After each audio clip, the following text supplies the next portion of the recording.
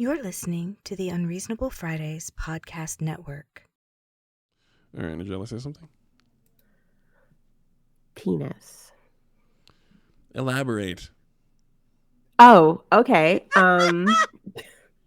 Sometimes they're shy and they have like a little hood. And sometimes they're, very out, very proud. You could swing them around. They hang around. Two dudes, usually a little hairy, but they can be smooth, but not usually. One's usually bigger than the other. Sometimes a little droopy. A little wrinkly? Yeah. But with like really good skincare, it could be smooth like an egg. I'm not gonna lie, I would be concerned at egg balls. Yeah, I'm not gonna lie to you. As a person swinging those bad boys around, there's got to be a little bit of gristle to them. If they were completely marble smooth, that's an incredible investment or a severe medical condition. I was gonna say, yes. It's actually the shape that's a little more concerning to me. But I mean, let's just. I mean, like I guess if you can, yeah, I've seen people have like their assholes smoothed over. So if you can get your asshole smooth, then I guess having your balls smooth is right there. Well, you can put injectables like anywhere. So there are people who do inject to get really, really smooth testicle sacs. And some people just inject fat into their penises to have like a big penis, but it just gives you a big bulge. And it actually can make your penis not function if they inject incorrectly. You just have a big floppy dick. It's huge, but like it doesn't work because you've injected. I was gonna say, doesn't it literally like block the stuff? Yeah. So don't do that. Don't mess with your erectile tissue. People with penises. No. I'm going the other way. If you think injecting fat into your dick is the play, make it. Fuck it. No, I think if you think that's the play, make the play. Pull the trigger. Who cares if it works? If it looks nice in the suit and the trim trunks, then you've won. We're being short-sighted here. We're being short-sighted. We're being short-sighted? Yes. Okay. Go ahead, stand up, stand up, stand up. Stand up. Stand up. Stand up. Good afternoon, everybody, and welcome to another episode of AddSpace and the Cuntcast, occurring simultaneously, a brand crossover, a grand return. But first, I have to introduce the host of AddSpace, CEO, CFO,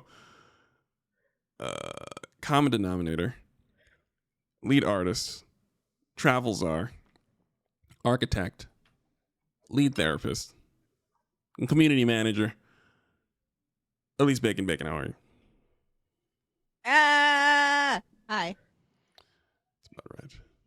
That's so much that we're going to have to slide over to the host of the Cuntcast, world traveler, sex worker activist, writer, politician, and Sims professional. Jailery, please. Welcome back. Okay, Welcome back. Welcoming to be here. I would say yes to all those things. Politician, no, never. I mean, so it's professional simmer, yes. It's like international human rights activist, yes. Sex worker rights thought leader, perhaps. Ooh, okay. Politician, no. Sex workers right thought leader. Hold on, let me make a note. Hold on, let me get my notebook out. Sex worker rights thought leader. That's your official title. I'm about to change it on the video. Hold up.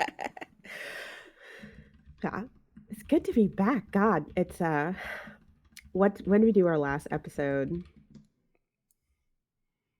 Actually, no, they won't let me say, they won't let me type the whole thing. So it says sex worker rights thought lead, which is actually fine. Like, I like that, even though it's massive. So we're going to change it back in real time. There we go. Okay. But yes, it's been a while. Yeah, it's What so have good you? to be back. Welcome back. It's lovely to see you energized and rejuvenated. Yeah, my spine's better. What was wrong with your spine? I don't know. I don't have health care. That's fair. You walked it off like all proper American citizens. You walk that shit the fuck off. Welcome back. I did. My spine was funky, but now it's not. Yeah, literally, I had to move back home with my parents. People might know my tale because spine not doing well. So what they did was they redid the third floor of their house, put me in it. So I had to walk up and down 3 flights of stairs every day if I wanted to get like water or nutrition or anything like that. So I had to walk it off, and I did a lot of steppies. So All right. Well, if nothing else, I'm certain your quads and hamstrings are crazy. That front kick must be front kicking. And we'd love to see it. I don't want any parts of that, but if you would be as kind as like maybe kick a twin mattress one day for a demonstration, I fully support that. just like scissor kick it in half. No, just like give it the front kick, just like have it lean on you and then just extend your foot and then have it like bounce off all the walls and shit. Like just like, just like a casual demonstration of what quads strong enough to save your spine do. Make sure it's clear to everybody. It's still a work in progress. Oh no, I understand. I was thinking of going back to the gym, but 24-hour fitness just really cheesed me off. Oh, what they Because do? it's impossible. So I've been trying to cancel my membership because I moved to a different state. Also, again, cannot emphasize enough, couldn't walk. So I wasn't going to the gym. And they take $24 or $40 out of my bank account every month to remind me, here's this money going for when I would move my body and pay extra for the fancy body movement that I was able to do like freely that can't do now. So it was kind of a sore spot. So they were like, oh, well, you have to write a letter to cancel your subscription. So I did. And then they're like, we didn't get it. So I was like, okay, I'll write another one. And then they're like, well, if it's not coming in the mail, we are not finding your letter, just come to the location that you opened your account and we could close your account. These people wanted me to fly to New York City to close my account. And literally since 2019, they've been taking $20 out of my account. Oh, you can get your bank involved now. Yeah, you get. I your did. Yeah. I did. So what they did was they were like, "Oh, here's your renewed contract," and I was like, "I didn't renew shit." And I captured that I told it not to auto renew, and they had like a 2024, and I'm like, I didn't sign anything. And I sent them what they said was my 2024 contract, which was just a 2018 contract. So they put a stop payment. My Planet Fitness told me to They do don't the get same my thing. At Planet Fitness in Richmond, California. They told me to go to Richmond, California. I was like, excuse me, what? Like, why can't I just, you know what? I'll call my bank. Don't worry. And I assume my bank sent henchmen to beat them about the head and shoulders, which is what I hope happened. They actually, I was going to say, there's actually recent laws now regarding some of this stuff to make it. Yeah, only in California, though. Not only in California, it's spreading. I hope it spreads over here because it's some bullshit. Yeah, it's not only because it hit here too. To specifically make it so that these bitches can't just be trying to manhandle your money. Yeah. Though I will say I felt like kind of a bad person because like when I called, I was so like incensed and I was like, I was in a coma and they were taking my money. And then the lady who was helping me from my bank was like, oh, I know how you feel. When my husband passed away, I had to show them his death certificate. And I was just like, okay, well, you just stole my thunder there. Now I can't be the angry one because yes, they were screwing me over, but like fucked up spine totally trumped my dead husband. And so I just had to like bring it down. I was say, no, you can still be righteously angry. You can now be righteously angry with the person because they also made her bring her dead husband's death certificate. That's ass. I mean, It's super evil, and I was so thankful that she helped me, because the last time my bank tried to help me, like, we lost. Like the company. So there is a company that used to be the official merch for Spotify and Warner Brothers Records, and I wanted to get for my birthday present. They were having a sale, and I saw, oh, they have every My Chemical Romance album on vinyl. Most of them for $19.99. That's a deal. So I purchased them. And then I noticed, you know, it's been several months. Where's my records? Total scam. So I had to do a complaint on the Better Business Bureau. I had to do a complaint with FTC. I did all these complaints, and they still said, well, because we're processing your order, which they didn't tell me that they were going to process it for this long, you can't get your money back because they still haven't delivered your items or said that they can't deliver it.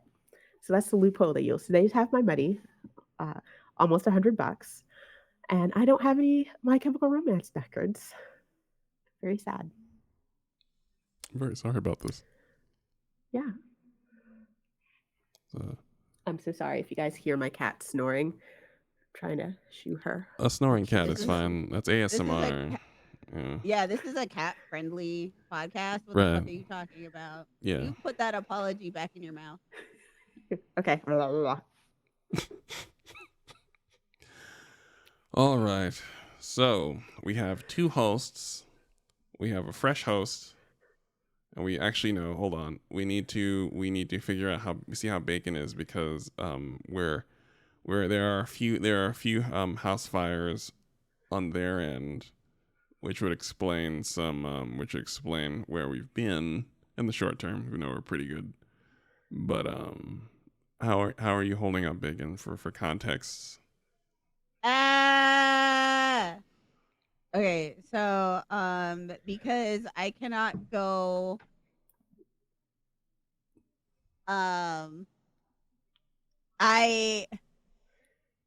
I cannot go 2 weeks without something being set on fire. I have just realized that the cycle of poverty and disability means that everything is an emergency, and not even just small emergencies, they're all big emergencies. And it's not just because you're poor that, it's not just because you don't have like income. It's actively because we oppress poor people. And like actively. And disabled people. So what's been going on is my disability. Like I mentioned before, I have chronic fatigue syndrome. It turns out I have more than chronic fatigue syndrome, which not a surprise. I also have POTS, which is postural orthostatic intolerance, which basically means my we already knew borked nervous system has issues circulating blood properly throughout my body, and so it makes my heart have to do more work to do that, and it doing more work to do so is basically triggering my fatigue flare-ups. So I have to lay down. I also have ongoing chronic pain and my own mental health stuff, like bipolar disorder and PTSD and generalized anxiety. They work all of these things work really great together. What this means is I cannot be a productive member of society. Society does not care that I cannot be a productive member of it. It still requires my productivity, like actively requires. I have a pending disability claim, which is great during this administration. Yeah. I do have like legal representation. I am working with like a company, but that doesn't mean anything because our current administration, like this is a company that has like really high success rate in getting a disability for people. Their success rate is 50%. It's considered very high. Do you want to know what the percentage is for somebody who's not with the company? What? 30%. Do you want to know what it's like when you don't have any representation? I say 9.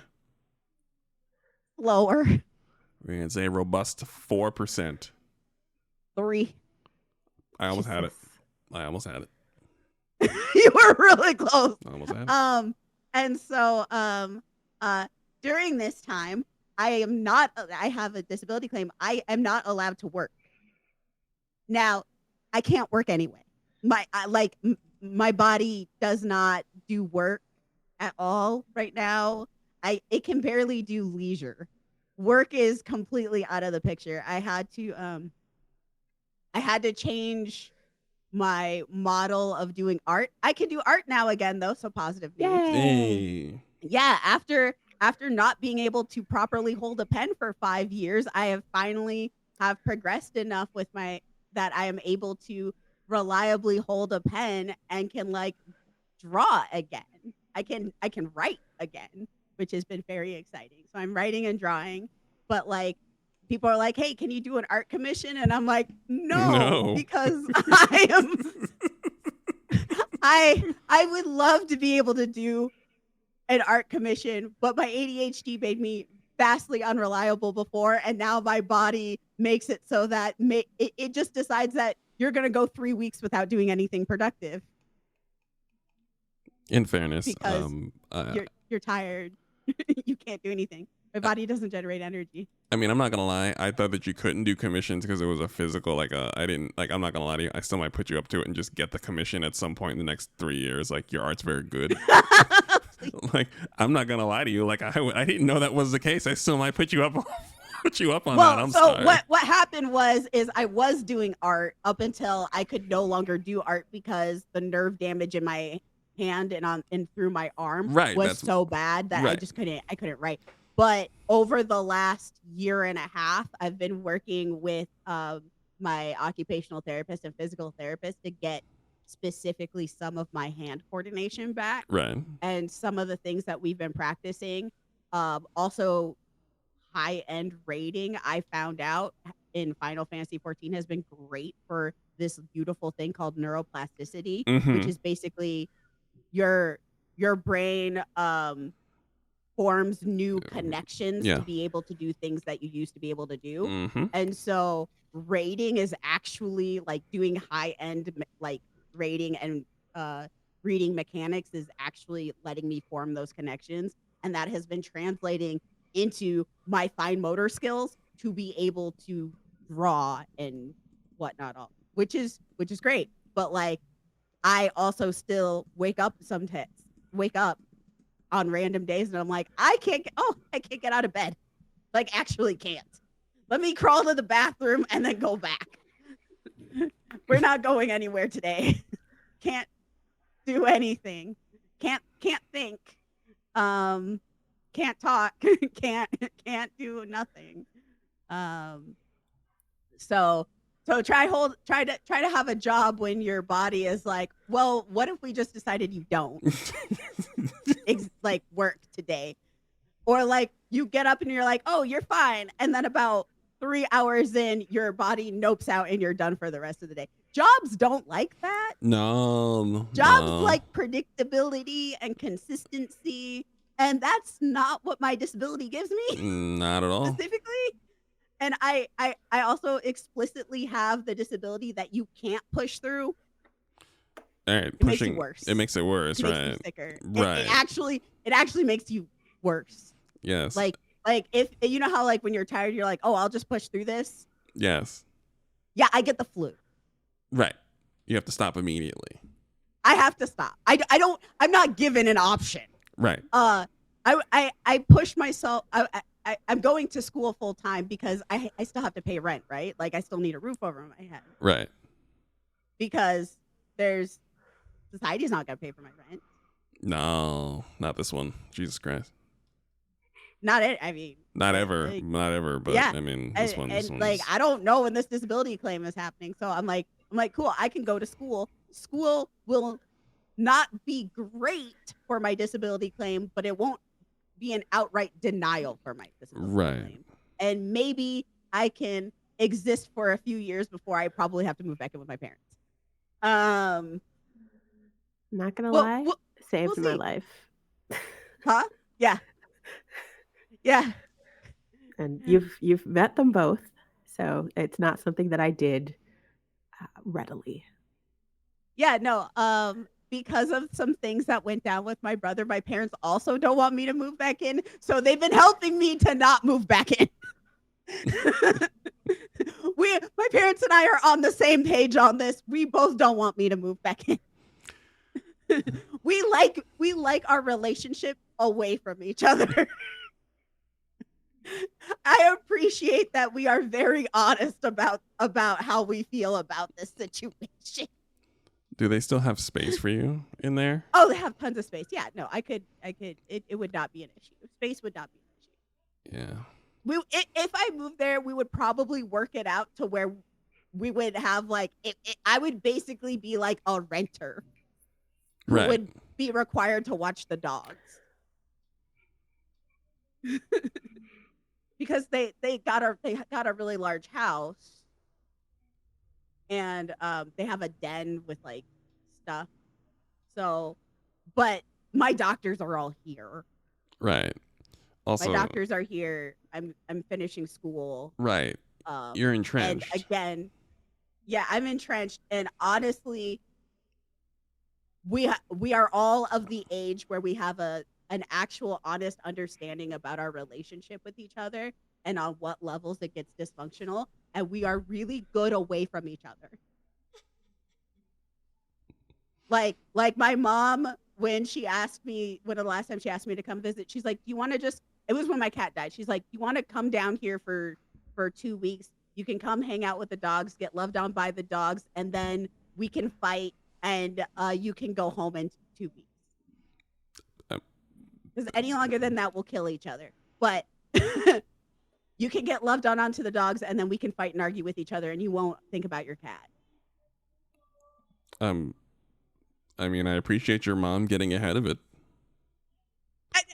Right? No, it was. I was like, actually, I would like that. Thank you. Yeah, I was like, yeah, just just. I was like, that was a good call, and I really did appreciate being there.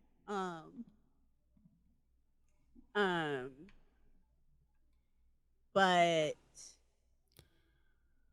yes. So this has now what has also led to this is that my roommate, who I've been living with for a very long time, like over 10 years now, which blew my mind. I was like, what do you mean it's been 10 years? Is moving to another state because it's fucking expensive here. Valid. And so I'm on the hunt for an apartment. And holy bejesus. Yeah, trying to get an apartment in Seattle. In general. But yeah.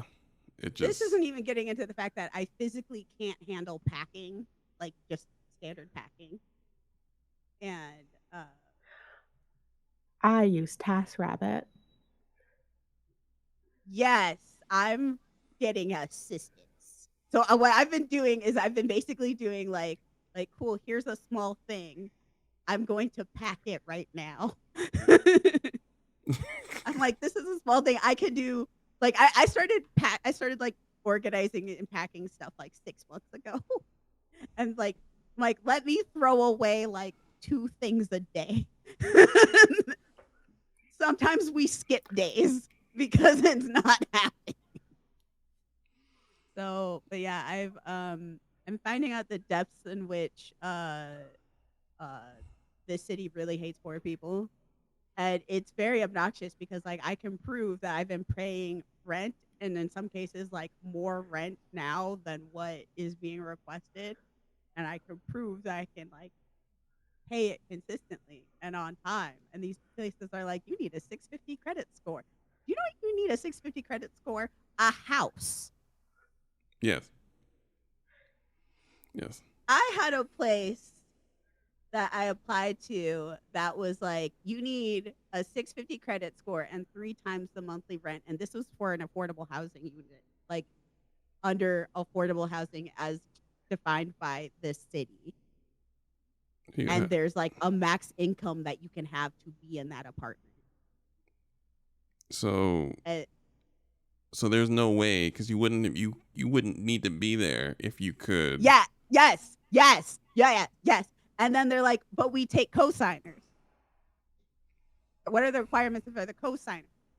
Do those requirements that you're talking about, do those still count if you have a cosigner? And they said, technically not anymore. And I said, what does that mean?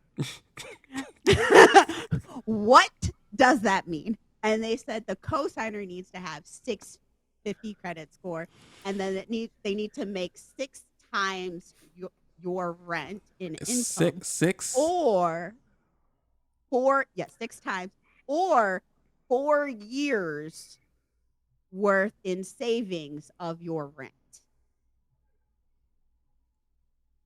No one has that kind of money, or they wouldn't be there sniffing around for a low-income apartment.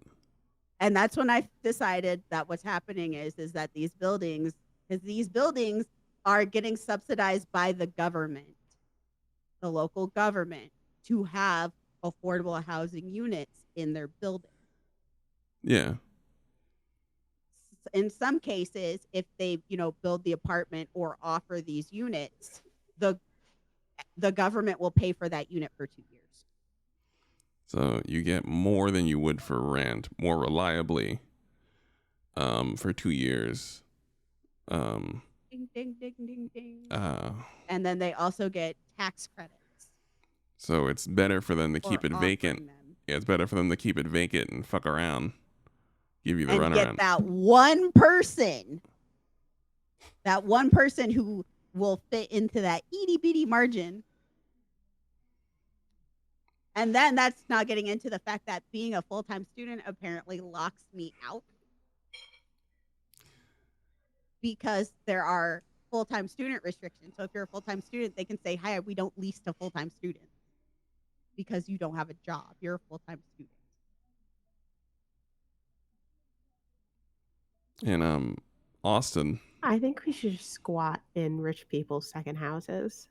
Yeah. And then if they say anything, burn them down. So I'm currently experiencing a housing crisis, which, if you need my PayPal or any information, it's available. Donate to our Patreon. But yeah, I'm experiencing a bit of a little housing crisis that is not great. And let me try to tell you, trying to go through finals when you don't know where you're gonna live is great on the brain. Right, you can't focus. Oh, I can't focus for shit. And I'm really good at getting stuff done under stress. It's fucked. And that's also with like our government trying to denationalize people. Detain them illegally. Yeah. It's been quite a ride for me. Wondering if I'm going to be a U.S. citizen for long. Because they get rid of that. They want to denaturalize people whose parents weren't legal citizens when they were born, or permanent citizens when they were born. That's me.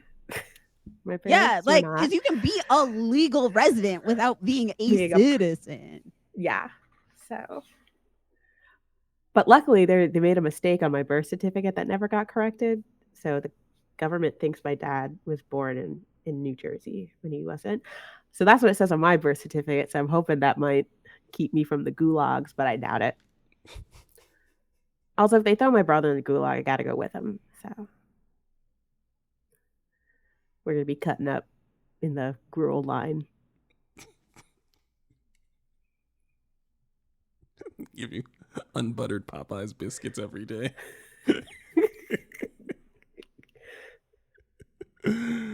Oh, Sunny Delight and unbuttered Popeyes biscuits every day. That's the play. Brought to you by Chick-fil-A. All right. Sorry, I just caught that. I had like delayed processing moment. I was just like, what? Excuse me? That's right.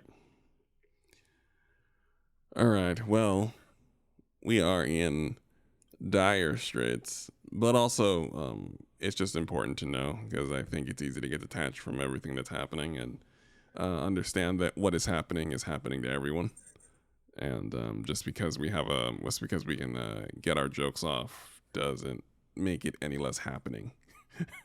And it's important because Americans sure like acting like things aren't happening. We are reaching the limits of acting like things aren't happening around us. So It is a bit crazy pants to witness, especially because, I've always been the annoying one woke friend in most situations. I am not invited to many family dinners because, especially Thanksgiving, because once they pass the attention to me, I'm going to be like, we're here celebrating the genocide and theft, and I am not going to be quiet about it. And I realized more people would think that I was rude for bringing it up than would be upset at the genocide and theft. And that is the most American thing. So, I'm just so glad that I haven't had to argue with any of my family members. I got recently reacquainted with my brother passing away. I got reacquainted with my estranged sister. She's now back in our family, and I was like, we first conversation. We had to slide in there and be like, so where are you politically? And she's like, I used to be a Republican, but I'm a never Trumper, and what did she said? I'm a Democrat now. I am never going back to the Republican Party until they get their shit together and they're done with all of this anti-woke shit. And I said, oh, well, welcome to being a Democrat. I'm like, welcome to the Democratic Party. Sorry, big tent and all. I And am she's glad a that 50-year-old white lady. Oh, okay. That makes Yeah, sense. sorry. Contextual information. Yeah. My sister is before my mother discovered black men. Okay. Yeah. I Gotta say, like, girl, what the hell is wrong with you? Well, I'm like, hold on. Context. I am very happy. I don't usually have to argue with family members because I do have one, like, just a bomb I could toss that will shut them up inevitably. Will be like, oh, so you're an expert on this? How many reports to the UN have you published? How many Human Rights Council meetings have you attended? That's right. Oh, have you ever been interviewed by any nation states on your expertise? Oh, were you ever a consultant for the State Department? No? Well, I've done all those things. The sex worker rights thought leader, the JLB, ladies and gentlemen. Like if I just want a soundboard where I just like have the bomb or the Hot 97 soundboard because I drop mics and I mean, listen, if you're willing to, like, I didn't know because you've always been very humble to your detriment. So to hear you not for the first time ever is great. I will hold you up as a shield. I'll be like, I know that motherfucker. I know someone that's done this. It was so weird. I went to a tri-state convening and they were like, yeah, we really wanted to get you on. And I was like, I didn't answer the email for the first time because I was like, oh, that's got to be a mistake. That must be for New Jersey harm reduction. They sent it to the wrong thing, but it was me. And I talked and they like wanted me. It was on purpose. I was like, wow. Well, you're a professional and I am happy that you're being appreciated for your career. This is my understanding of what you've been. This is your activism since I've known you. So this is really, so it's really good to hear that you're kind of, this is your jam. Like you're being recognized for that. Yeah. Now we just need you to get more money. You need to get paid more for it. That's the final frontier. But that's a whole other. Yes. But I'm the executive director of New Jersey Red Umbrella Alliance. Let's go. Where we are a completely tax exempt organization. We do a lot of grant writing. I do a lot of grant writing to try to fund the organization. But if you want to fund me and what I do, I reopened my Patreon so you can help me that way. All right, so we're putting that in there, putting all the information in there. You can go ahead and help. Workers' rights thought leader, Jailery, international speaker. And I'm going to Geneva in June for the 59th meeting of the Human Rights Council to hold the U.S. accountable for their human rights violations. That's fucking right. In June or July, because it is June. June. Yes, I'm going on the 21st. Oh, okay, the 21st of June. All right, so we got a lot of information for these show notes. People got to travel. People got to live. People got to move. People got to talk. People got to shake. But that's neither here nor there. We do have a program.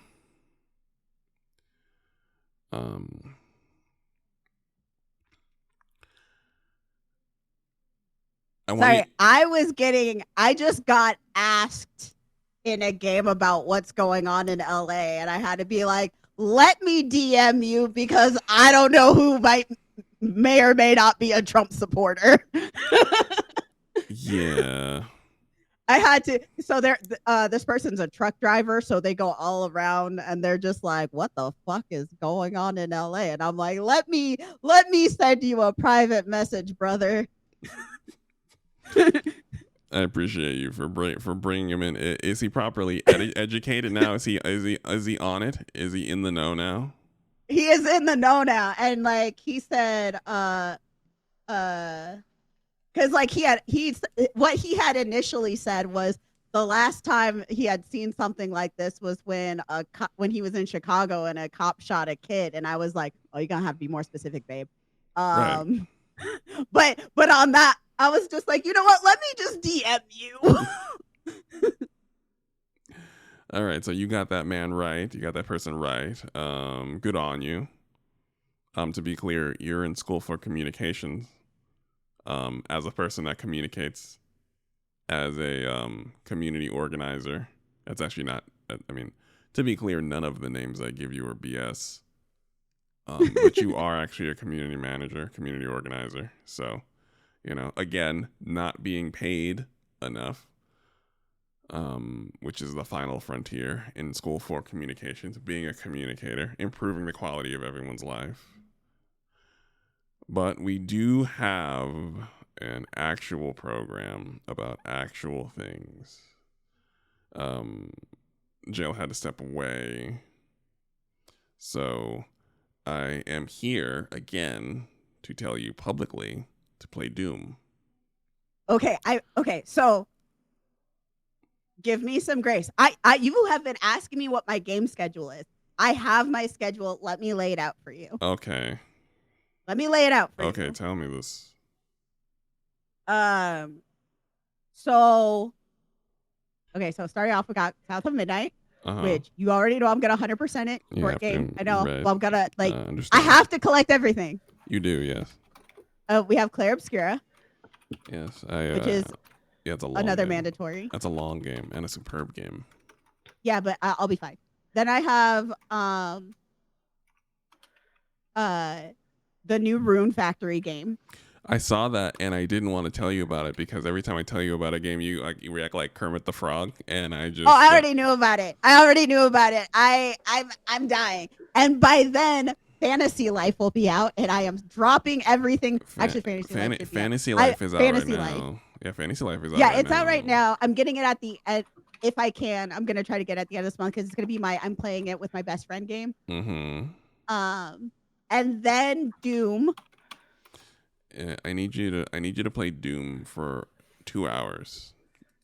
Yeah, Aaron, I don't play games I need you to do it because I've never seen a game more bacon-tastic. Every time I think of playing a game, and every time we talk about a game, it's always a question of whether it's stealth, and if no, good.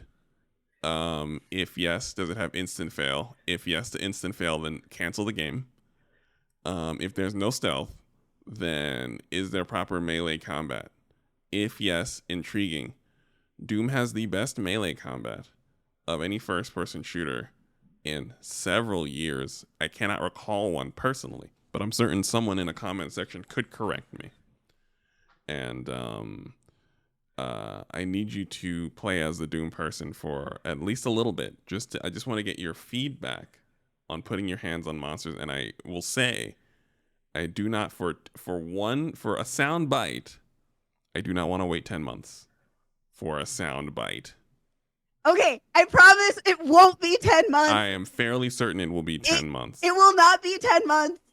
It will not. It will be. Because I don't even need you to beat. I don't even need you to beat the first level. I just need you to put your hands around a creature's throat and be like, "Isn't this cool, Bacon?" And Bacon to be like, "Can confirm," just like a thumbs up, like Mikey when the old life commercials. Just give me a thumbs up, and then you can go back on schedule. You never have to play Doom again. In fact, but as someone who has forced melee combat out of several games that don't necessarily specifically have feature melee combat, this is your wheelhouse right there for you.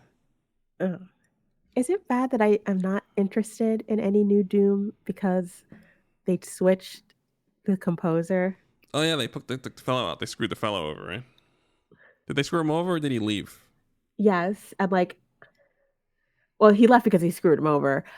So I heard the announcement and I was like, yeah, I can't wait because I love the newer Doom soundtracks. Yes. And then I was listening and I was like, what the fuck is this? And I realized what's wrong. Oh no, it's not. And it was a different composer. Oh, it's not him. And whoever it's a committee and they're not as good as him. But that's not they're not going. They wouldn't be no matter what because he's 1-to-1. It's like John Williams in Star Wars. You know what I mean? It's like, it's just kind of 1-to-1. This person's kind of attached to it orally. So yeah. And to that point, that's why I'm not telling everyone to play Doom because some people have played Doom and they go, "What is this?" And they do that meme with the dude taking off his headset, really.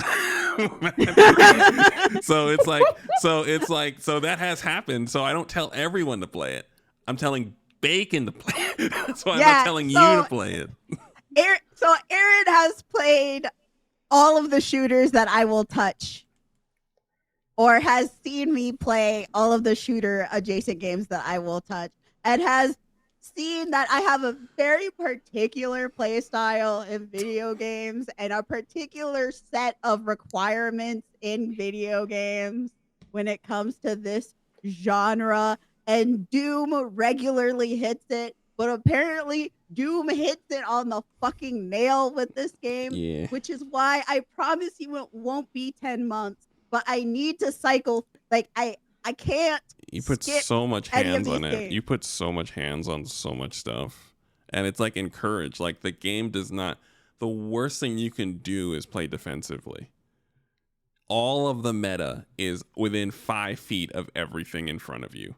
All of it. Health regen, ammo generation, armor, all of it. Cooldown reduction. It all happened within 5 meters of every single thing you see. Get in its face and kill it in such a way that it enriches your life to kill the next thing that enriches your life. And that's the meta. It's fun. And I'm like, man, I need Bacon to play this for 1 hour. But okay. So first of all, I won't play it for 1 hour because I'm going to just keep playing the game. That's a first world problem. I will stream it for you personally. All right, you're on the clock here. You're on the clock. I need this to happen. That's all. There's very little that I say. But you needed to know what I was playing, and outside of that, I refuse to look any further unless there's a particular RPG that somebody is going to tell me about because I've already got too much on my plate. I need to ignore all of you people. Which is why a bunch of the announcements were made about what's coming out. I know the state of play just happened and I'm just nope, closing my eyes, can't see or hear anything. To be clear, I think that our backlogs are creating us a little bit of civil unrest. There are the chuds and the bigots, but also there is just the straight up people who do not have the time to play these video games that are just big shrug. And it's not anything that the game Microsoft, it's very funny. It's funny that Microsoft has finally, I say AA development and indie develop is the only sustainable game development. And they've abandoned AAA development for the most part. So their entire Xbox game showcase was just rapid fire AA games and indie games. They dropped about 16 of them. Like they were going crazy. Like they were, like Wongo was saying, like whenever they were fucking going nuts, they need to relax. Again, they produced almost a year's worth for 2026. They produced a singular year's backlog in one show for 2026. And but again, no one has the time.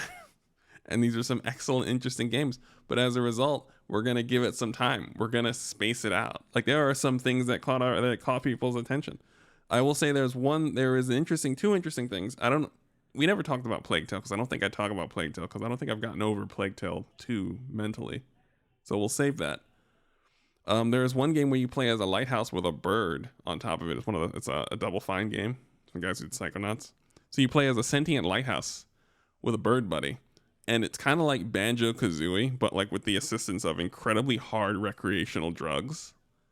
And I think that's the only thing I would say right now. I think we're going to peel the onion a little bit because I think even the people listening have incredible... I don't know a person who plays games over the age of 35 who doesn't have an incredible backlog. I find younger kids, because they don't know, they don't have the compressed generations problem that we have, where like I know people who I play like Destiny with who are like 23, 24, 25, and they have like 6 games on their hard drive. And I'm like, that's unfathomable. Who has time for that? Who has time for what? 6 games? Or a massive backlog? Yeah. Well, the massive backlog. The 6 games. That's such a commitment. That's the thing. They're all the time sync games. They're all just various time sync games like Minecraft, Fortnite, Destiny, Call of Duty, and like maybe like a Game Pass game. And I'm just like, man, it must be so nice to just not know about the previous 3 decades of gaming like that. Because every so often, like games will come out that just are relevant to old people.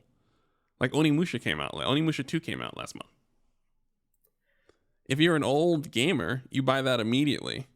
If you're not, you have no idea of the relevance of it, or even the relevance of the remake that they're working on for next year. They dropped a proper gameplay trailer for like the remake of the series, reboot of the series next year. I'm so happy. You an Onimusha fan? I love Onimusha. Yes. Because like they don't make like is it like just a nice, good, clean action title with, or are they trying to make it a Souls-like? My understanding is what I get is that they're not doing a Souls like, they're doing it like Onimusha. So it seems like the remake is in the vein of the original 3 games. I miss that. Like I hate that now everybody's like, oh, you want to play an action title? Well, do you also want to feel like you're dying constantly? Yeah. That's the only type game. Like every game wants to be Soulsborne, and I don't like it. Yeah, I don't like it. Yeah, I don't. Yeah, now that you say it, I realize I there are so many different types of them now that I have to look at all of them, because what they do now is because it's so common, is some of them will have difficulty sliders and things like that, and there's mechanics in it that kind of take the edge off. So they're not all trying to ruin your life like the original From Software Souls games. And the funny thing is I'm not gonna lie, like I've had this gripe for a minute, because one, I don't think that the Souls games are hard per se. Like and I don't think their early ones are hard per se. I think they're buggy as fuck. I think they also have a design, like, because I play From Soft games, I play Armored Core, because Armored Core is actually From Soft's baby. Right. But it's the same kind of play style. It's designed for you to fail and then learn how to succeed. Yeah, that bit right there. It's not difficulty. That is it's difficulty. Memorization. But that is the difficulty of it, though. Right. No, sorry. When people say that they're talking about these games are hard, they're like, oh, they're talking about that it's designed to be like impossible and expect perfected gameplay. That's not how these games operate. The learning journey for the player is not necessarily where they want to dedicate their time. They want to be able to wing it, and they don't let you wing it. And that's where. The Souls game, like FromSoft games specifically, being very specific, do let you wing it. They're designed for you to do that. They are designed for experimentation and learning. No, that's what I mean. I mean, wing it without any of that. Just wing it, as in do what you want to do. And then, like, you don't have to necessarily get good or better at the game to do this. Eventually, like South of Midnight, on its lowest difficulty, will fall over for you if you'd like. And because of that, I understand what you're saying, but I think that in and of itself is not a thing that people want to necessarily do or are trained to do anymore. Yeah, no. I'm not saying that this is something that people want to, like, that's not what I'm saying. I'm saying that people describe Dark Souls games, FromSoft games, in a way that they're not actually designed to do. They're not describing their game like how the actual play style is accurate. I'm not saying that it needs to be. I see. I'm sorry. I'm not saying this from an accessibility aspect. I'm saying this from a try-hard aspect. The try-hards and the I'm a great gamer. Oh, I see. I see. It's not. You're not doing what you think you are doing. Oh, I see. When you are a try-hard, you're not doing what you. When you're banging your own chest about it, you're not doing what you think you're doing. This is rote memorization. It's not. I see. You're in fact the opposite of winging it. You're memorizing the entire game, not doing what you think. Oh, okay. I see what you're saying. No, so like the Souls games themselves, what I'm saying is like I don't think that they're hard. I think the inaccessibility of the earlier games specifically comes from bad game design, and by bad game design, I mean they're glitchy and buggy as shit. Huh. Yeah. Like Dark Souls 2, legendarily bad. Elden Ring, their most recent one, is very forgiving. It's not like mechanically, it's probably more challenging than the previous versions, but it's so much more of an accessible approach, and it's so clean, and it's way more functional. Okay. I know it's pretty when other people play it, but if I sit down, I know I'm not playing shit. I also just don't have the tech at this point because I'm not installing another game on my PC because half of my PC is a Sims 4 at this point, and I know where my commitments are. And as beautiful as Elden Ring is, I just know it will be completely wasted on me. Yeah, no, and I think that's fine. And I think that's too, like, people, I do agree that people should just start finding the games that they like. But a lot of this, one of the things that the Souls-like games are doing is they're not, some of them are going in with the approach of this is just a hard, grindy game, period. Remnant. Yeah. Remnant has no fucking chill. No, it doesn't. No chill. And it has pointless grinding. I feel like those type of games are more entertaining to watch somebody stream, but they're great for the people watching the player, but not super fun for the player. They're good co-op if you have a friend who's good at the game, even if somebody who's not good at the game. But both of the people I played with are good with the game, so it was just comedy for me. Played with a friend I play Final Fantasy with, and I've also played with my best friend, and I'm a terrible player. So it just comedy. And I also played, I've also watched my friend play while he was doing grinding. Very entertaining. Very, very entertaining to hear him get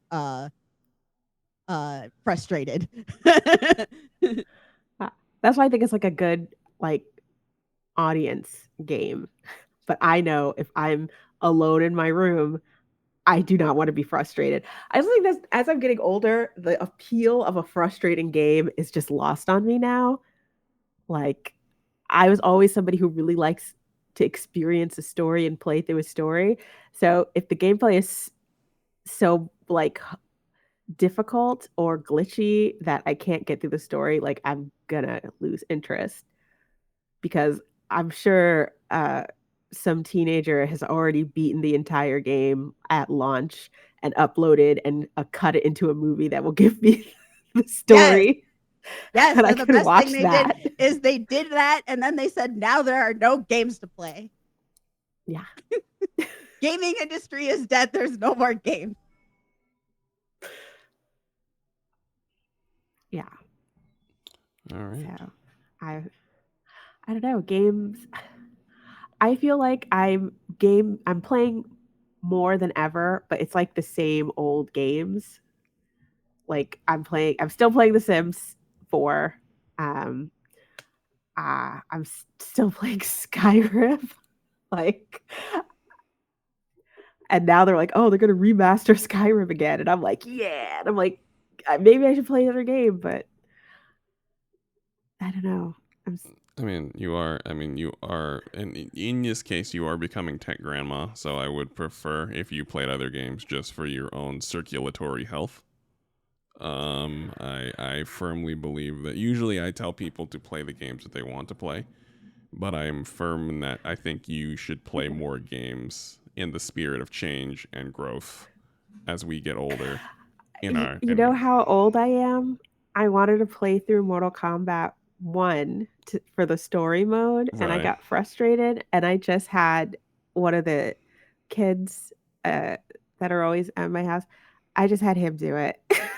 So I'm You- like, you fight, and I'll do the game. And when I get stuck, you do it. Even on that story mode, they just stand there. You put it on story mode, they just all stand there and get beat up.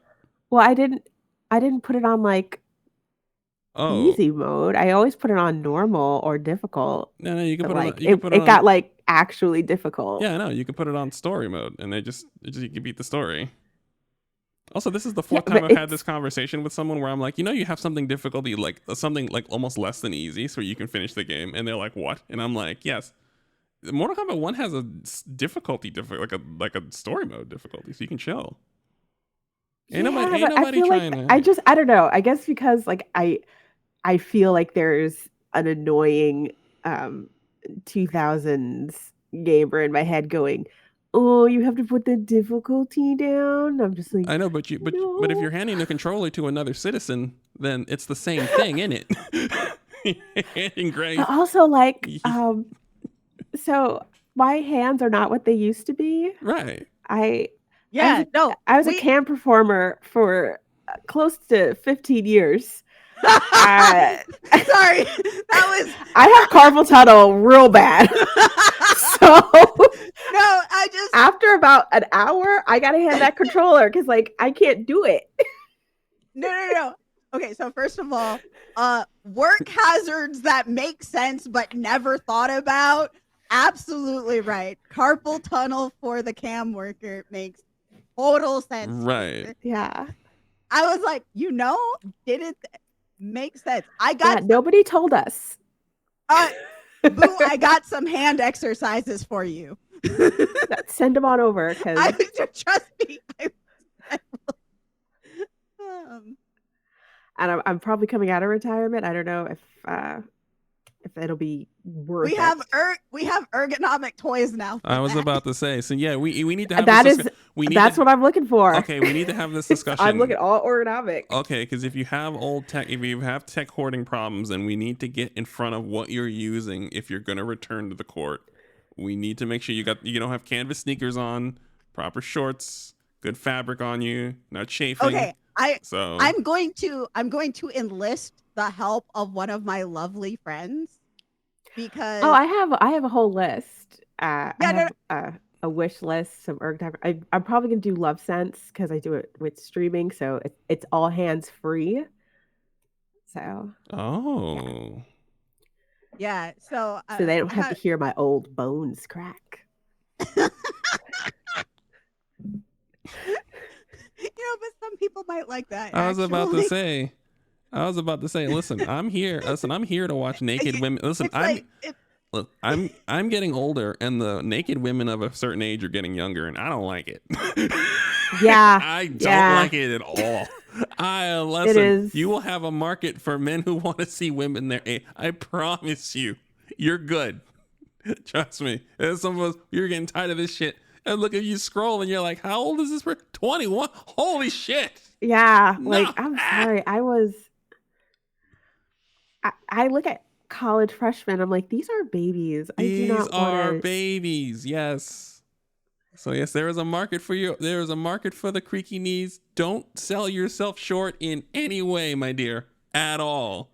I just feel like people who might have been fans when I started, I'm like, I don't look like that anymore. Listen, some of them don't don't know how time works, but some of us really do, and we're okay with it. So just go march forward confidently. Trust me. So like when I do some sim streams, sometimes I'll have like my sim self, and it's like me when I was like 20. So I'm like, there, you can have that. Just lay it all on the sim, because look how flexible she is. She doesn't have any carpal tunnel, creaky knees. She's her spine. Wow, beautiful. Listen. Mine, not so much. You're good. You've lived. That shit always bugs me out. You've lived. You did it. Just trust me. There is a fine. There are people that are fine with how you've lived. The fact that you're alive. Somebody literally gifted me a new 4K camera, and I wanted to say, beloved, I'm a woman of a certain age. Are you sure you want to see that in 4K? Yes. Every bit of cellulite, everything. Also, you're black. That shit don't hit the same. Like, I feel like you're carrying European neuroses about that shit with you. You don't have the same problems. You just don't. You're black. I was about to say, and you're black and Asian. Yeah, your skin is magnificent. Like the skin is not what it used to be. I had like discoloration for the first time. No, Jayla, just truly just moisturize before you go on cam, and it's fine. Yeah, no one I understand. I actually my favorite moisturization product, it's literally evil and it shouldn't exist, and I hate that I bought it, but I promised myself not to buy another can. But it's this mineral water mist, and it's so great. So it hydrates, it moisturizes, you can fix your makeup with it, and it's mineral water from the springs of Evian. So this was once potable drinking water that they just decided to use for cosmetics, which is so horrible when you realize that there are so many people who don't have clean drinking water, and we're using that Have you our makeup. tried La Roche-Posay? I have not, just because I like a brand, another French brand. Let's see if I can find it. It's like Candele or something like that. And I've been using that for a good 10 years.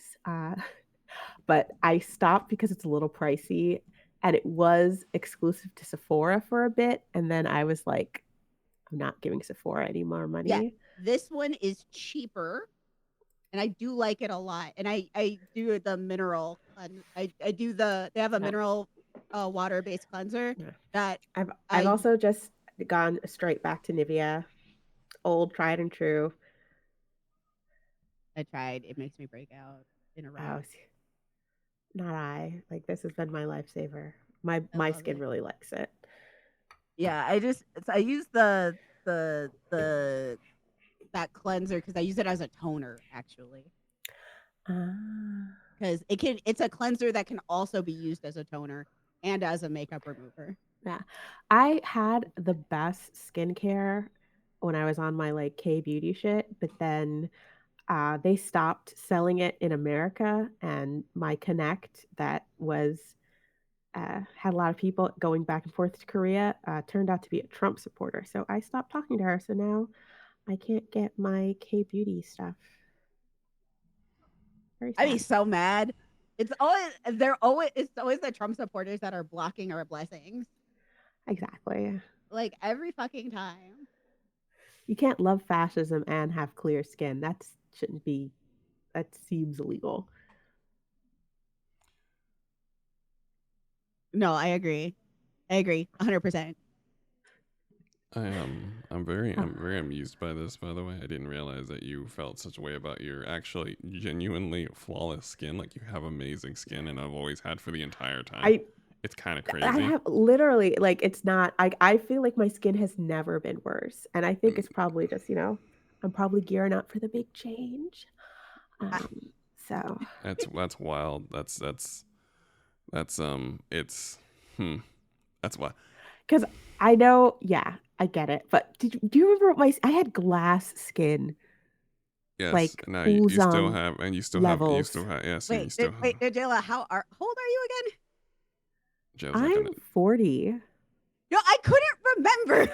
I couldn't remember if you were like older than me or younger than me, but I knew we were like right there. Yeah. I was like, it's not quite the big change, but we are going through the we're gearing up. Yeah. The hormones have changed. Yes. The hormones definitely. have changed, and it has It's not the changed. big change, but It's not the big you're one. changing.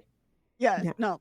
The way my mother looked at me unironically the other day, she's like, the earlier you can get on retinol, the better. I'm telling you. I'm like, Mom, please. She's like, trust me, moisturize your skin, use the aloe vera, whatever. Like, I'm glad that you're getting into all of this now because you will be thanking yourself when you're my age. I'm like, Mom, please. Yeah. But no. We have to stop comparing ourselves to kids. We have to, like, if we're gonna compare ourselves, we need to look at people our age. And we're doing pretty good. The weird thing is, it's not even just kids. I gotta compare myself to. I have to compare myself to somebody who is using a face filter, because that's what people expect. People expect everybody to look like Snapchat and Facetune. And that's just not how human beings look. Okay, so there's a thing called marketing, and marketing to a clientele, and we're marketing to errands. That is a whole contingency of people. Yeah. Aaron is an entire contingent, like a whole demographic who is upset at the face filters, upset at the people who are of a certain age who are not of a certain age. Yeah. Yeah.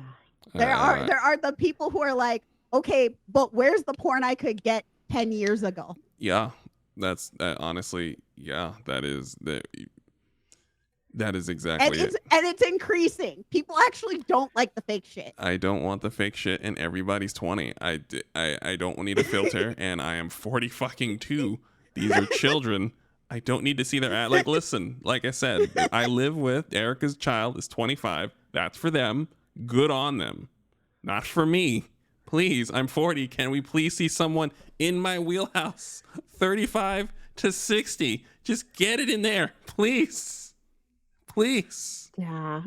So you see yourself, don't sell yourself short. People are just like I got to see Beyonce, and I was sitting in front of these group of much younger people. They had to be in their 20s. And I heard one of the girls going, did Beyonce get a BBL or did she just get fat? And I'm like, she had babies. Yes, children. That's I was like, these are 3 children. So also, she had. Also, she's not gonna look the way she looked when she was 20. Leave her alone. And to be also, clear, your hips get wider when you give birth. She looks fantastic. She looks fantastic. And I'm like, the bad times are coming back because these teenage girls were like, oh, Beyonce, yeah, I know, I understand. Yes, kind of fat. Yes, that's not. Those teenage girls are not your audience in the slightest bit. I'm your audience. Listen to my face, please. Beyonce is gorgeous. She's had 3 kids. She looks sensational. It's a lot of ass and thighs, each more with each child. but it's firm because she And- spends hundreds of thousands Because of they're like, dollars her a year getting her. stomach's not even flat anymore. And I'm like, yeah, that's her uterus because it expanded so she could have 3 children. It's not going Right. to shrink back to the Yes. size it was. Right. Those kids are not Yeah. your audience and the slightest. But go on, Bacon.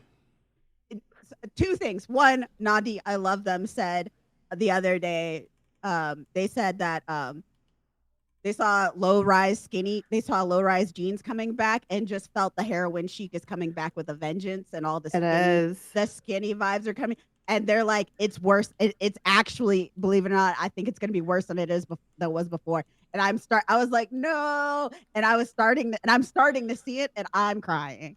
I'm seeing a lot of the Y2K fashion coming back, but like It's- all the stuff that we decided was so uncomfortable.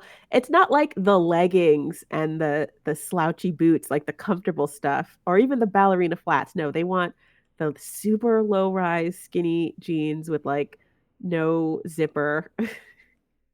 And I'm just like, no zipper.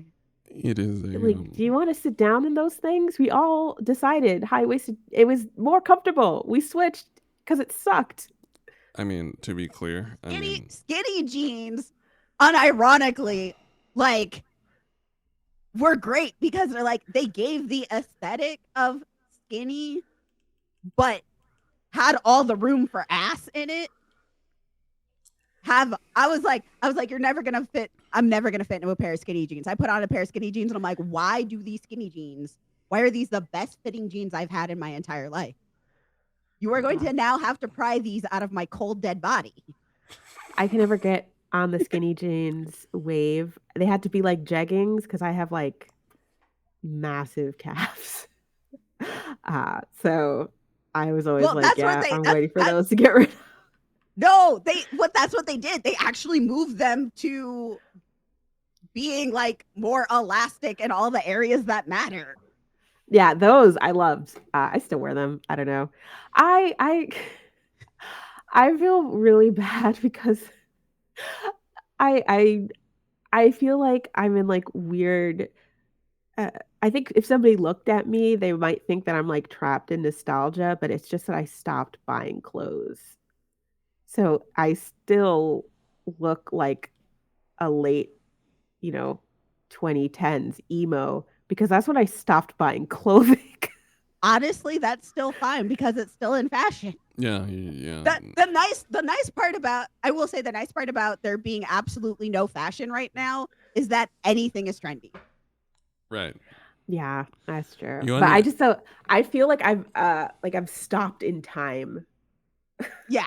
It's just like I started maintaining the pieces I had. I will mend my clothes rather than buying a new piece.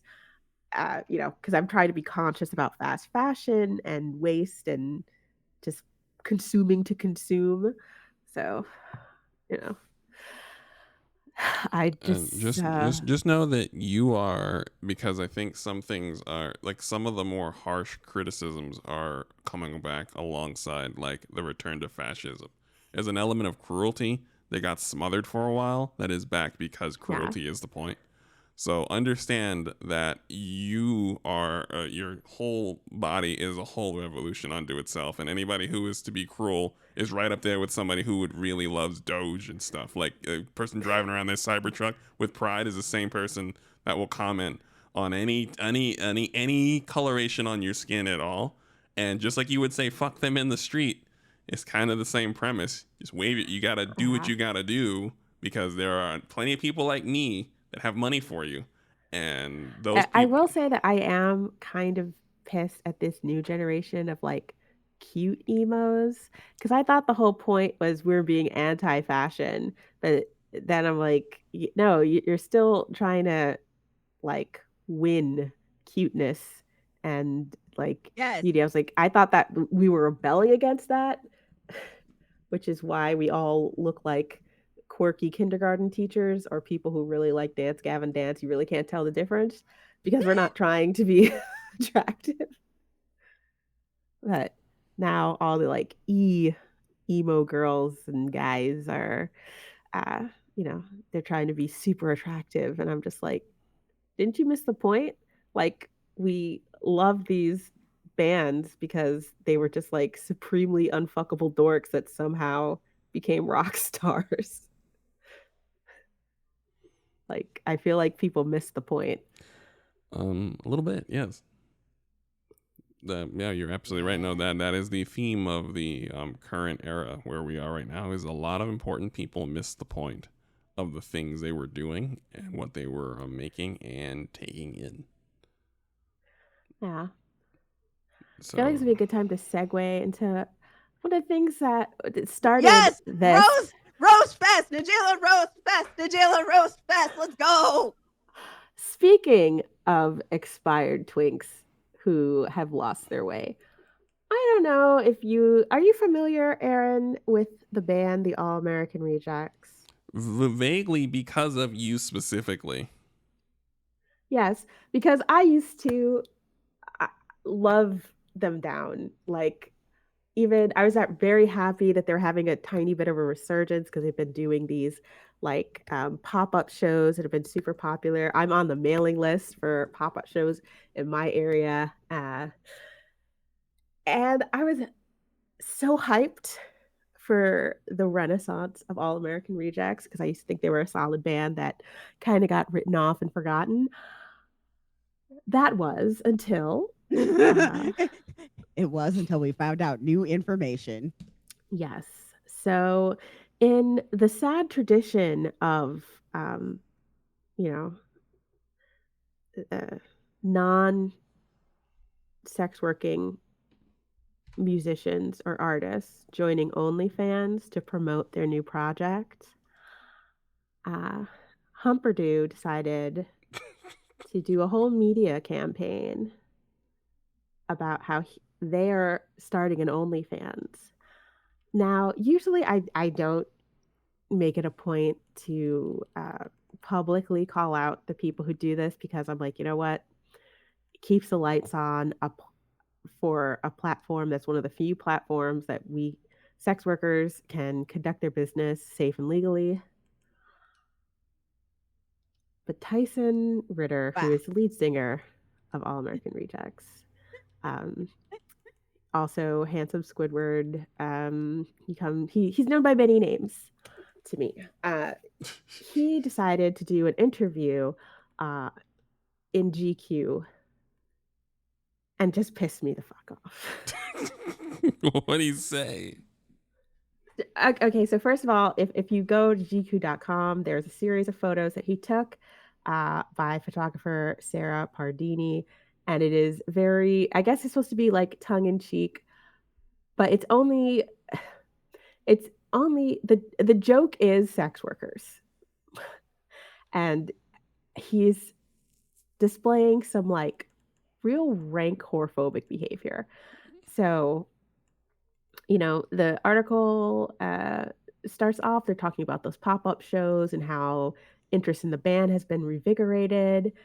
And then when they talk about the OnlyFans. So first of all, yes, he's joining OnlyFans, but it's a free page and it's nudity free. He is not making adult content. Even though he's promoting that he's joining OnlyFans by these, shirtless pics with his happy trail and a little pubes showing, and he's like holding what I think is a prop lollipop or something that I guess is supposed to, be his penis. It's weird and lumpy, so take that what you will. But he has a quote, and I'm going to read the quote in its entirety as it is published. So I'm not taking his word out of context. So GQ asked about what they call an unexpected venture to get people's eyeballs and ears on his new album, which will be releasing next year, and his new single, which may or may not be out yet. I'm just not going to listen to it out of spite because fuck him. But this is how he answered the question. So you're starting an OnlyFans. Yeah, I'm starting an OnlyFans, and the All American Rejects are behind me doing it. And it's really nice to be supported by my band in this wild adventure of 2025 for us. The last 3 weeks, I don't know. I don't think anybody would have expected the All American Rejects to make a ripple in the water ever again. And so the excitement behind this whole thing is like, where can we be disruptive? We've always been a band that's got a tongue bursting through the cheek when it comes to our music. So why not, do a little peen bursting through the zipper? Mind you, he's already said no nudity. Uh, so he And what the also, fuck is the point? yes, but also he also says, he basically lies about OnlyFans. Like he just straight up tells uh, not accurate information. This is what he says about his nudity-free OnlyFans. Direct quote. I think most people don't realize that OnlyFans was a product of the pandemic that started as a Patreon for artists. And then it was infiltrated by a genre that made it become a bit of a trope. It's a platform that is offering an experience where the artist can set the price and it's artist to fans. There's no middleman, there's no subscription cost unless the artist chooses to do that. That seems like a good thing. Okay, was it well before 2020?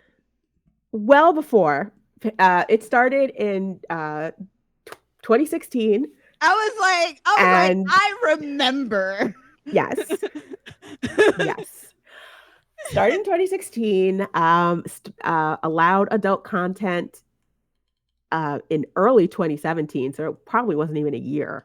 Their entire plan was to do adult content. They just had to Yes. go into it. Also, if you look at that and his first quote combined, so it's like you're not doing nudity, you're not making adult content, you're making that pretty clear. So why do you have to shit on sex workers? Why do you have to call us infiltrators? And you're selling it like, oh, well, this isn't what OnlyFans really is about. Because you mention the non-adult alternative, which is Patreon.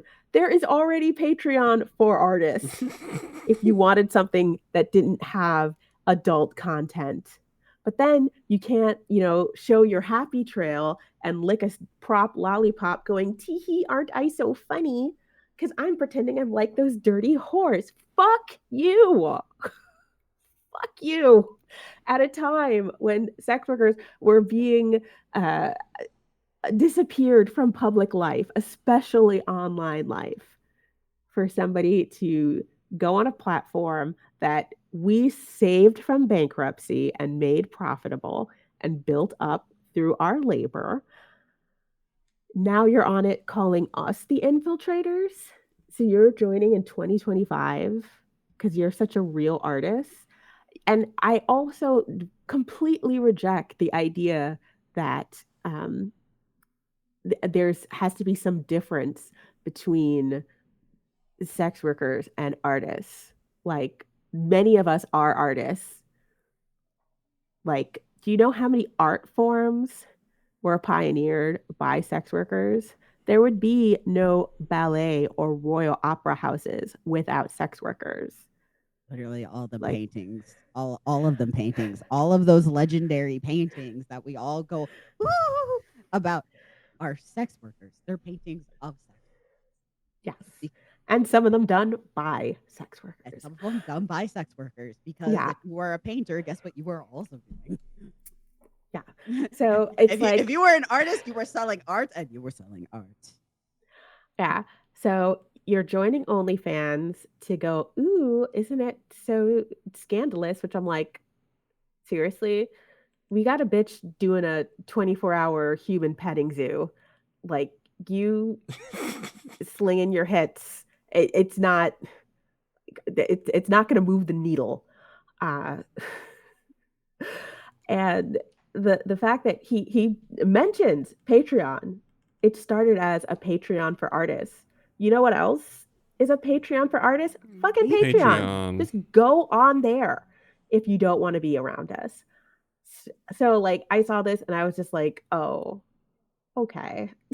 And the worst part is when they started doing these pop-up shows and, uh, they were getting coverage everywhere. And I'm like, oh, they must be working with a good PR team. I know some soulless PR shill put them, either convinced them to do this or didn't stop them from doing this terrible idea, this terribly just it's so like shockingly horphobic because I could get it when somebody's like, "Oh, I'm opening an OnlyFans," but it's like a mainstream artist, so they're not going to be flash and coos or show and pole or hole. Usually they're not doing that. Sometimes they do.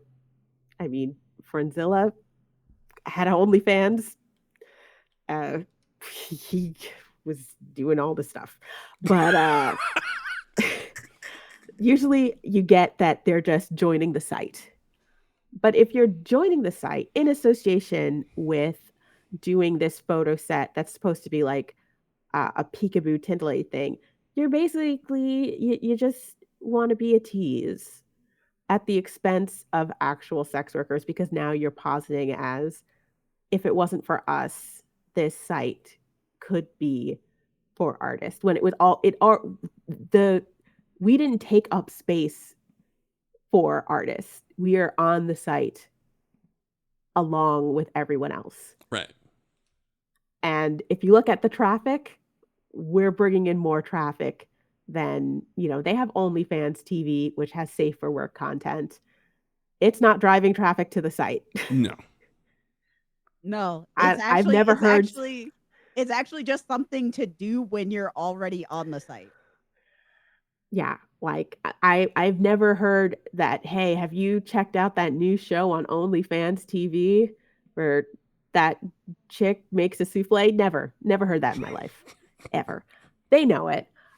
So when non-sex worker celebrities do this bullshit, all they are doing is helping OnlyFans build their case that, oh, they actually don't need us.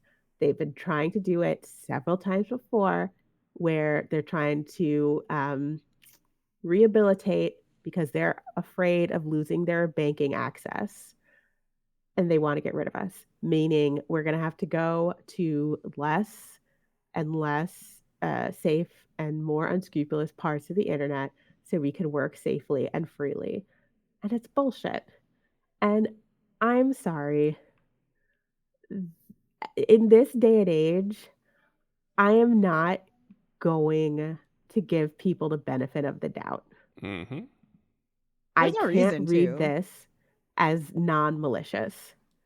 Like you're just being horphobic and you're just seeing that you can do this OnlyFans stunt because you want some precious little eyes on your new flop single, which I'm sure has probably released already.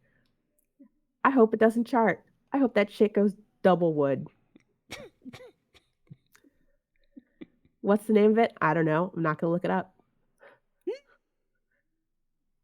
I deeply appreciate So I just think him and his happy trail should get the fuck on out with this sad bullshit. Like, if this was like 2018, maybe I give you the benefit of doubt. 2025, when there are so many more laws, there is a country in the EU, in Sweden, that has now banned people from performing, transmitting performance. So now you can't do OnlyFans or cam shows or anything. Like, people are losing their autonomy when it comes to like sex and performance. So you trying to split us into art versus sex worker, you are giving people ammunition to not only take away our bodily autonomy, but yours. So, in conclusion, fuck off, Tyson Ritter. Okay, that is the only in conclusion that I have heard recently that hasn't actually made me want to stab something. Yeah, that was a really good one. So, one of I mean, have you seen the pictures though? Oh no, I saw the first picture and then I closed it. Yeah. I was like, I don't need to read this. I'll get it from Nadela. It's fine. I want to look at this doofus's. And I was in the Discord just like losing my shit. Yeah, no, I was just like, I saw Nadela losing her shit, and I went, Nadela, how would you like to record?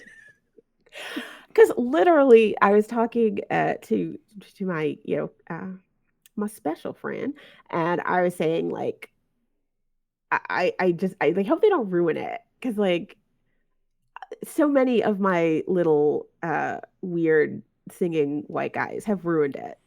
And I was like, how long do you think this win streak is gonna last? Yeah, no, yeah. And he was like, hate to break it to you. And I was just like, fuck. My dear friend, I have some unfortunate news.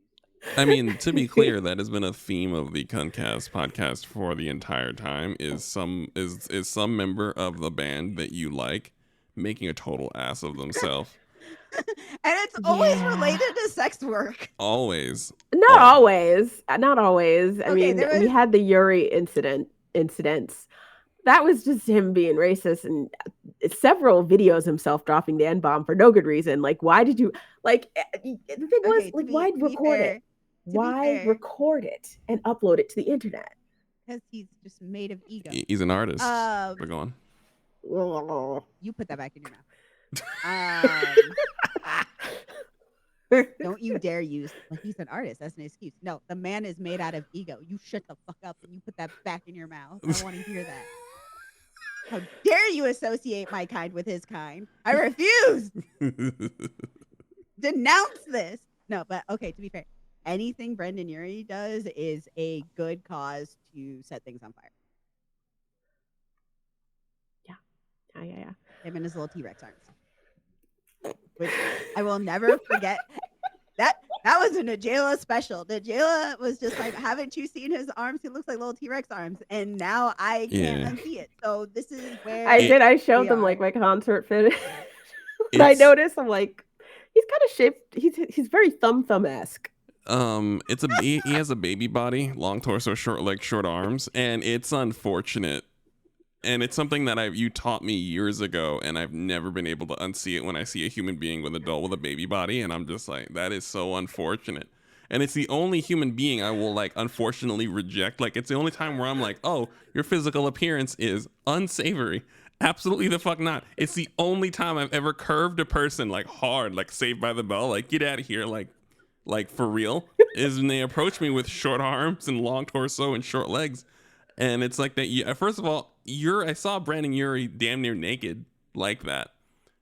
And also, you're shaped like a giant baby. Yeah. So both of these things, the context mix is just so unsettling. It never left me. So and I apologize.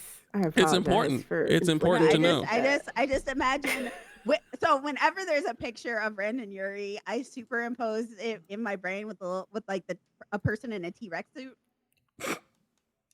Every time. So if like every time there's anything to do with Brandon Urie, I just remove with the Photoshop of my brain Brandon Urie and put a person wearing a T-Rex blow up like outfit in his spot. And one, it's instantly better, but two, it's the same person. But then you're just gonna be like, why is this T-Rex saying the N-word so much? I already know. I already have the answer. It's fine. I mean, to be clear, a T-Rex has a lot of freedom to do whatever it wants. Just because I'm just like, oh, it's a T-Rex. Oh, it's a racist. I guess. I guess. You know what? You got it. You got it. You got it, T-Rex. You got it, racist T-Rex. Seriously, it's more tolerable for the T-Rex to be just dropping N-bombs along with Kendrick. I've actually had somebody yell at me because they're like, he's not racist if he's just singing a song. And I'm like, no, the thing is, he knows how that reads and how disrespectful people will take it. So if he wants to do that in the privacy of his own home where nobody could see it, whatever, that doesn't affect me. But if you take the video evidence and then distribute it, you're telling me you don't care that I will find it offensive because you don't care.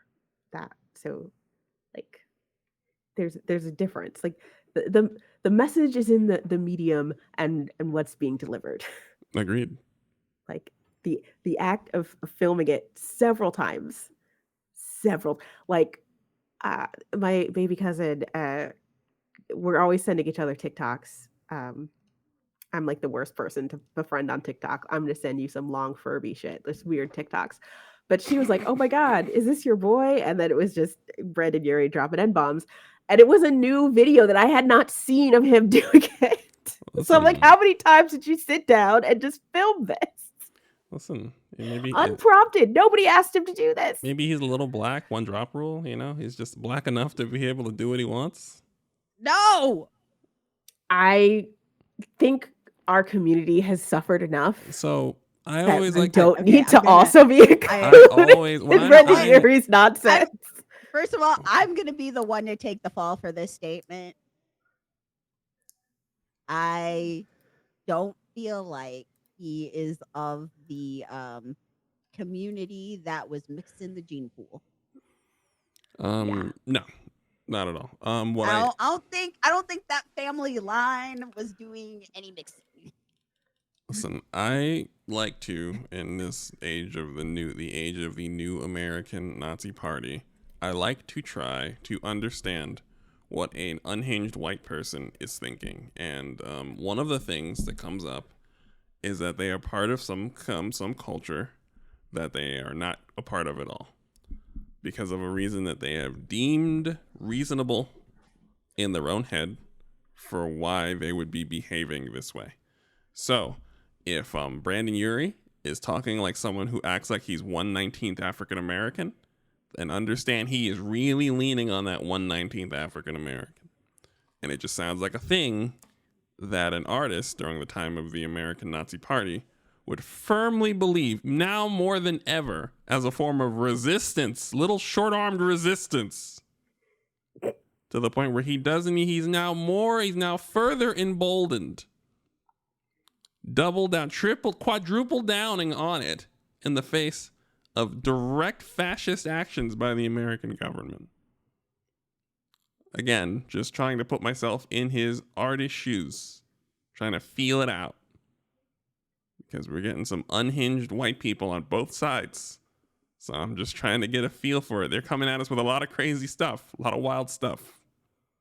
So, just saying, it's like those detective shows where they got the whiteboard. I'm in my mind space right now. We'll call it the white space. I'm trying to get in the mind of the white person that I'm looking at to understand what unhinged reason they have for whatever the fuck thing they did that no regular, reasonable person would want to do.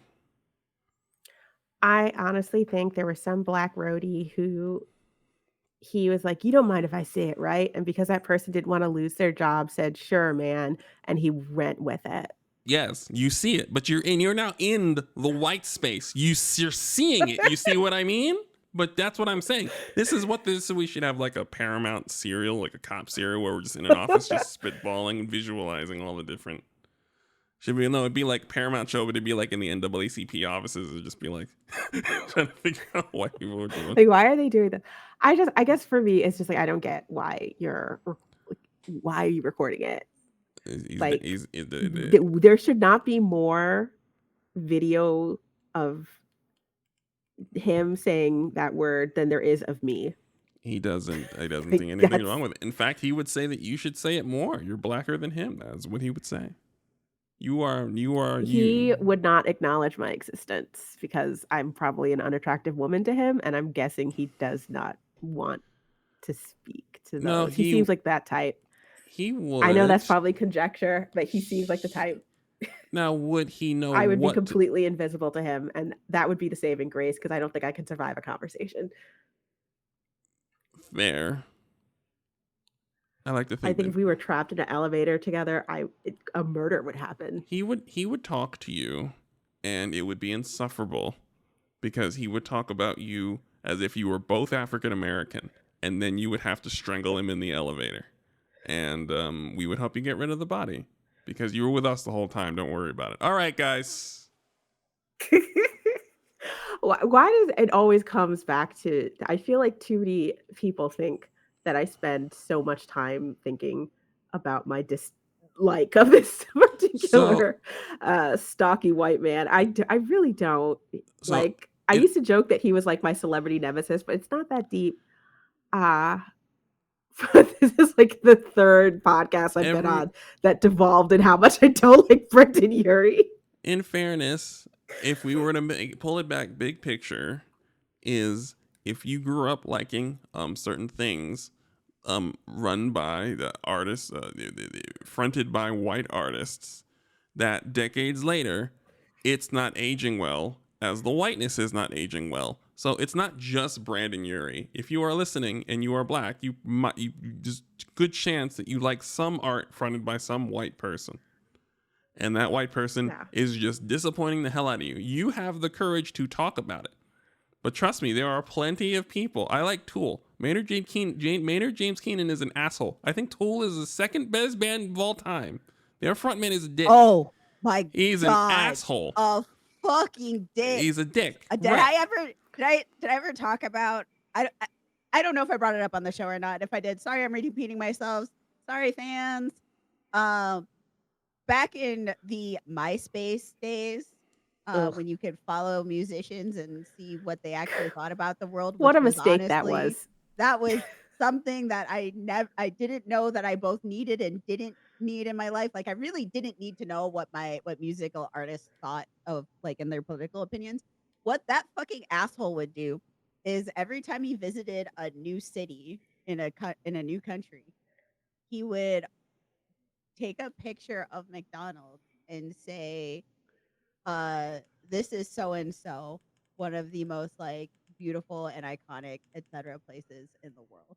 And he did that in every fucking location he did. So he did it in Japan, he did it in Russia, he did it in I think there was one in Turkey, he did it in Spain, he did it in France.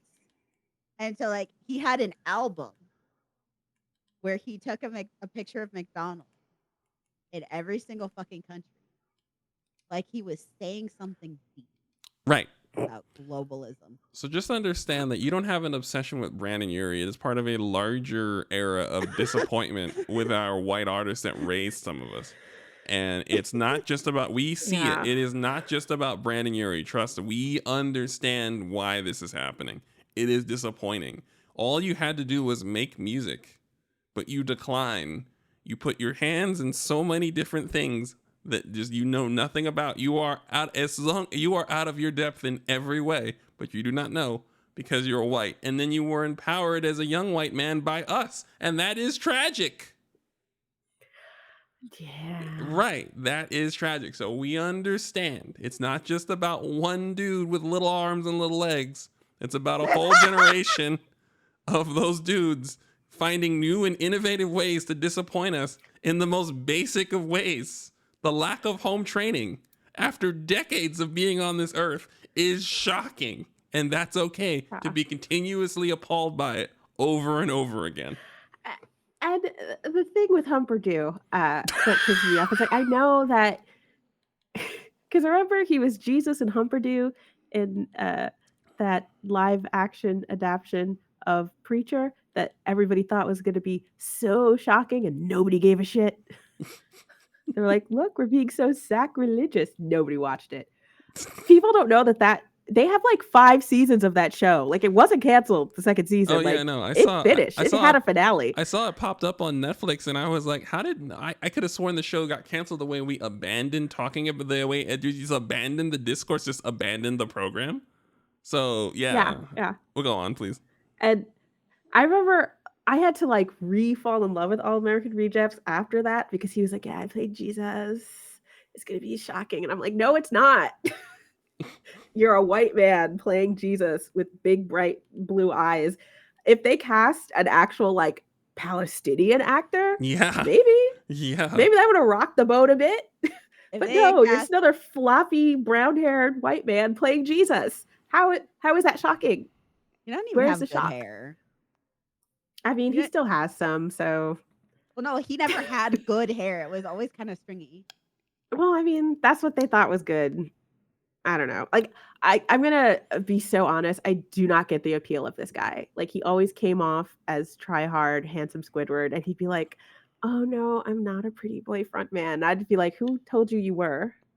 Like, who are you No, arguing and with?" he would always do it like with the like downturn He's like, "No, blinky I'm like eyes. not hot," and I'm I'm like, not. "Yeah, I agree with you. Yeah, no, You're you're not. correct. You are too. I do not find Chilling. you appealing visually. Uh, you're like a long bean, sadness, just there." But apparently he's bought into his own hype, and I feel like the sad part is like there's like some PR team that he's probably paid handsomely to be like, "You're killing it, dude. You're shocking them. You're stunning these bitches." I mean, And they are lying to him. But you know what? Cash those checks. I was about to say that's I a good guess. job. I'd like that job. I'm very good with my words. I gas people up all the time. I'd love to be able to But get. you can't have a soul and do it, because you have to look and be like, Oh, no, hey, listen. how about you throw a very already criminalized, marginalized group of mostly women, disabled people, gender non-conforming people, just throw them under the bus for your art, because Move Along is just a seminal piece of work. And how dare they exist with their cooters out when you're singing these great American the music of now and yesteryear, like the self-importance this rancid coos just vomited on this GQ article disgusts me. It chills me to my core. I feel like I just want to cut the show. That was an incredible line. Like, what? There's nothing else to say we've after been that. going for a while. I think this is a good time to cut it. We can just end it. I think we're done. I think that's it. Excellent show, Jayla. Welcome back. Clearly. I'm back. Thank you, guys. Hi. We'll be back next week in some permutation of this with these people. And yeah, thank you guys and have a pleasant day. Yeah.